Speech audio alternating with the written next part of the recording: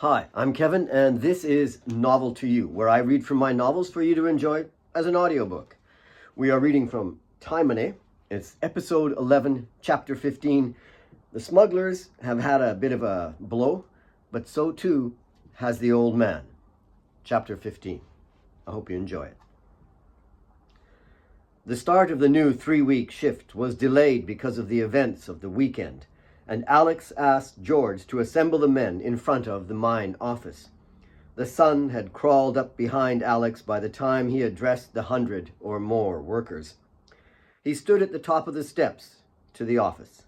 His physique was commanding and his familiar, happy demeanor non-existent. He thought it best to inform them straight, rather than have any half-baked rumors float around. But it also gave him a chance to look for One-Eye and any others of his crew. Alex spotted him. His gangly slouch stuck out from the other concerned bodies.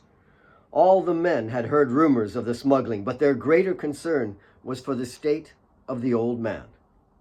Alex watched the awkward figure of One-Eye shift his feet as he tried to hover inconspicuously among the crowd. It's never happened before in the Austinstadt mine, and it will never occur again. Those two paid with their lives and got nothing, so I'm telling you, any man who steals from this mine will end up like them. This is a fair mine. Many of us have worked here all our lives. We know that it is fair. If you know any further details, just contact me directly. Claire, who was standing just behind Alex, stepped forward from the doorway. Her voice carried not a warning as much as a disdain for the miners. It was slightly shrill and bitter. Her manner with others was like ground chili pepper in your eye. The mine has had some difficult times with my father's illness and this smuggling. But the final line is that production is not good enough. If you don't work harder, I will get rid of you and bring in workers who will. You've got a month.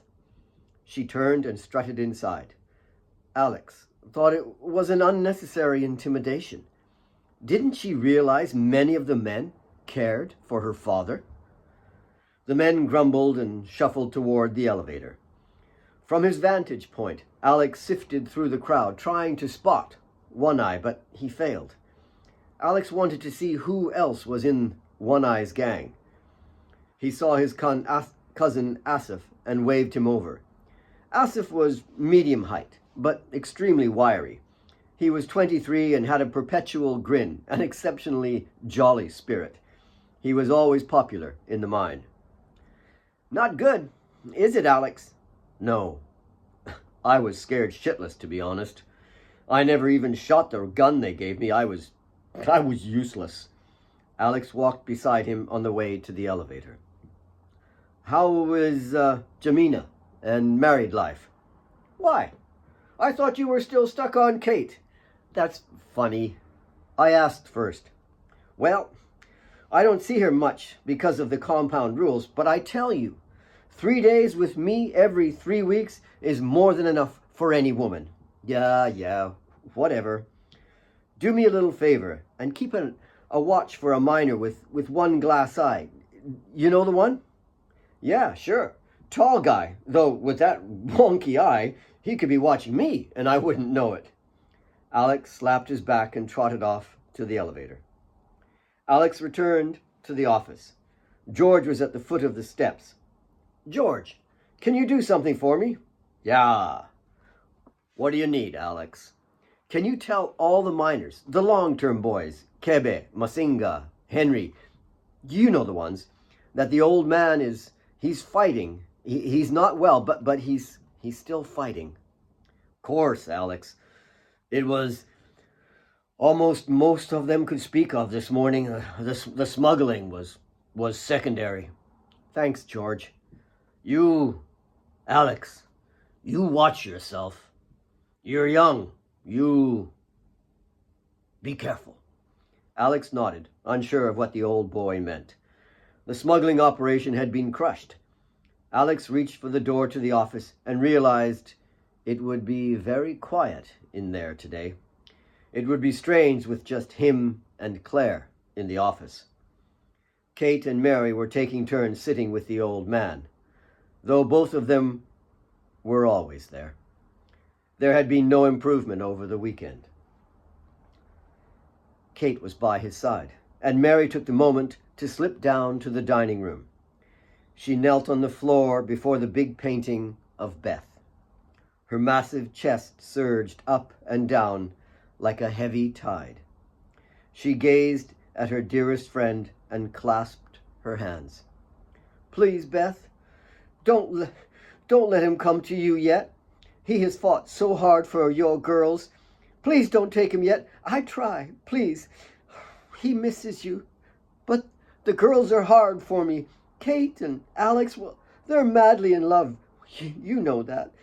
How can I guide such a love? Claire is frustrated. Please, I know you miss him and you want to be together, but I'm not ready. You and Thomas are watching. I know. You can see my troubles." The roly-poly cheeks let out a shuddering sigh, and the lips crinkled, trying not to cry. "Please let him stay. We need him to help the babies." She drew in a massive, hope-filled breath and smiled at her friend, then struggled her bulk up. Her legs were heavy as she took the tray of water up to his room. The curtains were open to bring in as much light as possible. Kate didn't want her father in a gloomy room. He should be able to see his country, see his sky. Kate wiped his brow. The once ruddy complexion was now sallow, his breath thin and raspy. The sound of his struggling breaths filled the room like a tired, grating wind. The old man's eyes followed Kate. His azure eyes had now gone dull, almost to a gray. She sat on the side of the bed and took his limp hand, stroking it like a fallen bird. He spoke in spurts, interrupted by wheezing or the near-constant hacking cough. "You are so like Beth, so beautiful. You listen to Mary. She's like your mother. Alex, he loves you. That's good. Don't worry about his black. He has great love for you. His love must be given. Claire, she'll take..." "Shh, rest. Don't worry. It'll be fine, Father." With one hand, she stroked the tired face. The other rested on top of his folded hands. The old man's hands, scarred with deep wrinkles of life's horrors and happinesses, went ever so slightly limp. Kate, caught in wanting to share her love and pride, failed to notice the stilling of his hands. "Alex and I, we love each other. We'll be all right. You just rest, Papa. Just rest." Kate kissed his hand and used them to wipe her tears. The hand was already cool. She looked up at his still, bull-like face. The man of power and thunder was now silent. His breathing had stopped. She cried into the palm of his hand. His face held no tension. The lips and the smile were limp, as if in wonder. His closed eyes relaxed. He seemed childlike, showered with a calm sense of peace.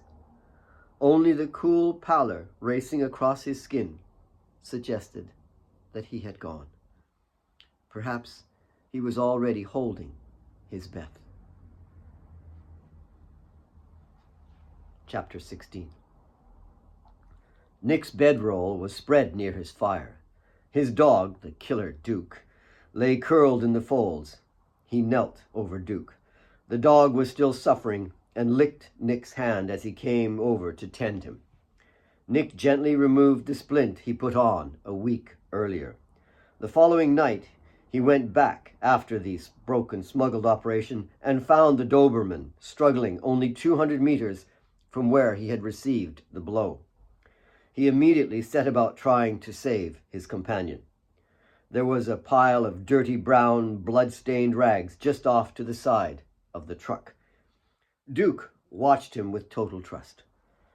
They had been partners for a long time, and the evil that lurked in the dog's eyes never shone toward Nick. Nick lifted the 2 carved boards off the damaged leg. He supported the leg from underneath and gently massaged the skin to try to stimulate the blood flow. The muzzle of the dog flickered. Spiked with pain, the blood-thirsty beast resolutely allowed Nick to massage the broken limb. Nick's focus for the past week had only been on healing his mate.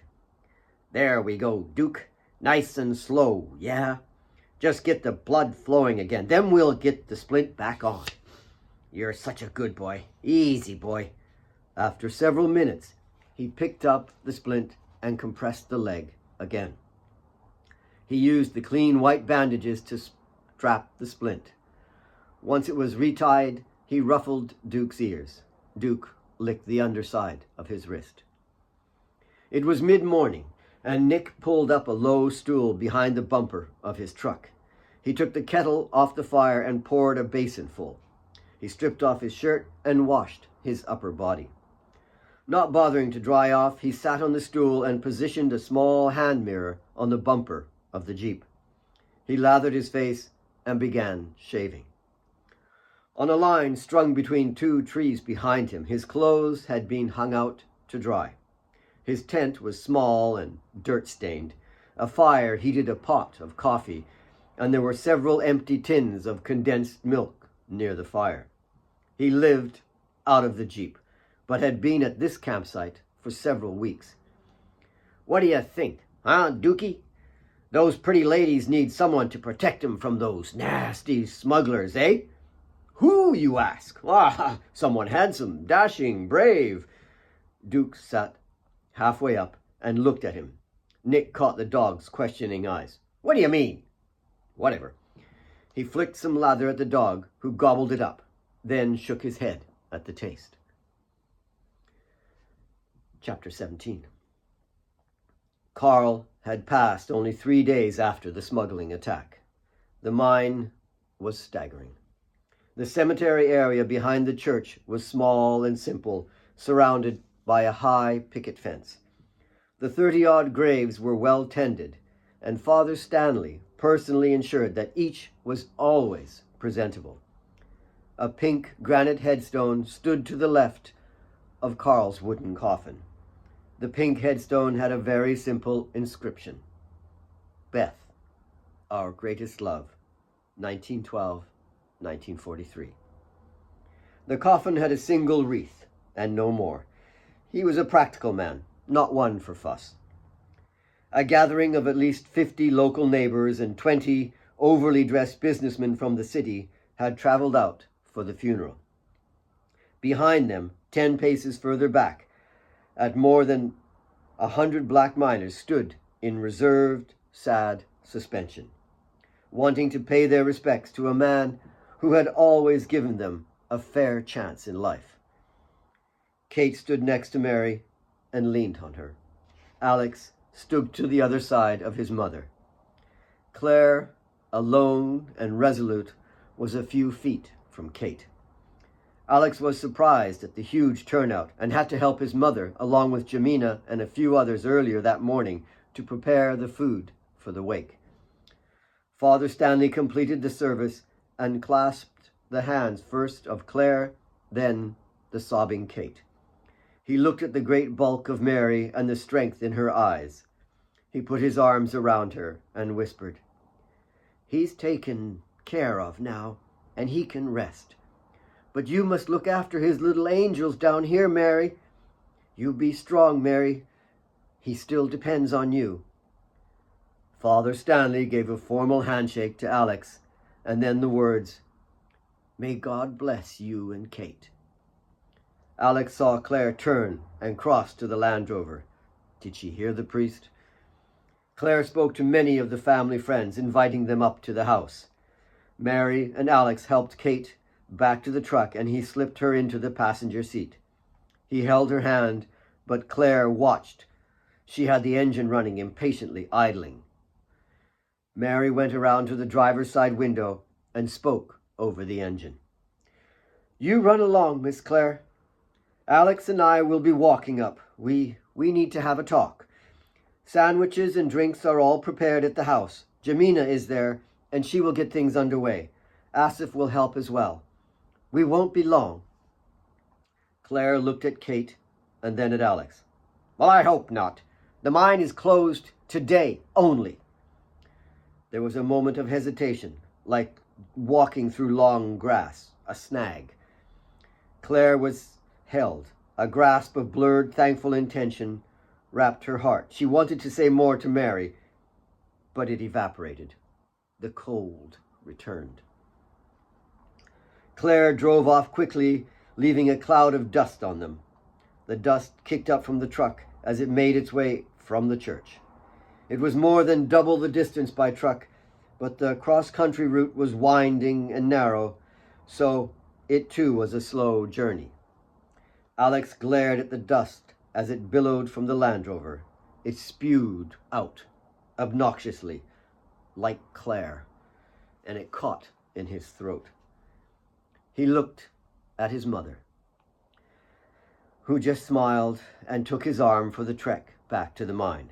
With her size, it would take some time. A casual pace would be more appropriate. The trail of bodies, like a long, sad thought, was ambling back to the mine. Old George came alongside them and hugged the much larger woman. "He's gone now. It will be a good passing for him."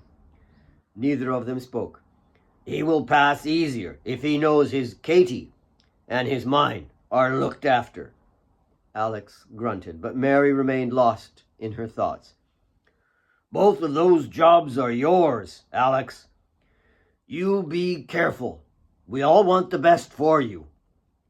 "Thanks, George. I'll do my best." He didn't really want to dissect the situation before him. Alex's mind swirled with the old man and how good he had been to him, and whether he could even be the right man for Kate. The frosted whiskers and piercing eyes of George's advanced years riveted the young man. "No, Alex, you must do more than your best. Everyone sees you as the steadying force now. They trust you. Kate, too. You must succeed." Alex nodded. He understood all too well what the old man was driving at, but he was more concerned with Kate. She was struggling and would be alone without a shoulder to cry on at the big house. George shuffled away and caught up with some of the others in front of them. Mary looked at her troubled, muscular boy. "Alex, it's 2 miles back to the mine, and I think it's going to get heavier and heavier as we go." Alex just smiled and took her meaty palm and walked pensively with the big woman. They gazed out across the rumba of grass. It was sleeping. So were Beth and Carl. But there was a disconcerting stillness where the wind came from. It washed over them. That stillness was the challenge ahead for Alex and Kate. We'll stop there. We're reading from Taemane. That's the end of episode 11. Hope you enjoyed it. We'll start with episode 12, chapter 18. Thanks for now.